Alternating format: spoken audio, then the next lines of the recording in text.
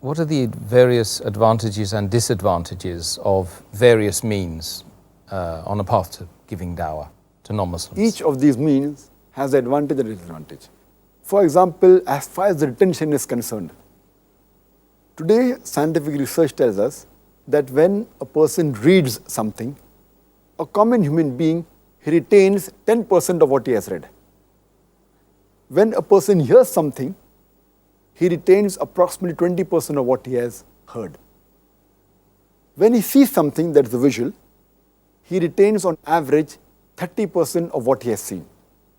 And if he hears and sees together, that is a video, audio-visual together, videotape or a CD, video CD, on average a human being retains 50%. So in terms of retention, the maximum power is the video, audio-video together. Then is only visual, then comes hearing, and the last is only reading. As far as the advantage and disadvantage is concerned, the print media, though the retention is 10%, it is portable. You can carry in the train, carry in the bus, carry in your car, you can carry it anywhere. It's easy for transportation.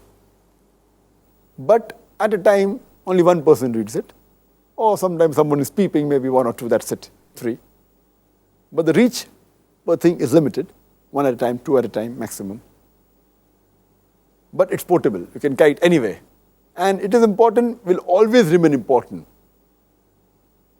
The next is the audio media, in which the portability is less as compared to the print media, as compared to the book or the pamphlet. But yet you have Walkman that can be taken, you can hear it in the cassette, in the car, in the Walkman.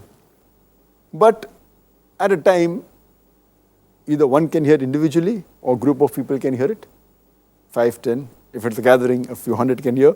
On the radio broadcast station, millions can hear.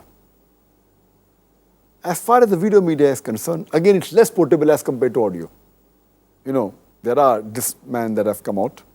There are small television screens in the car, in the buses, in the planes.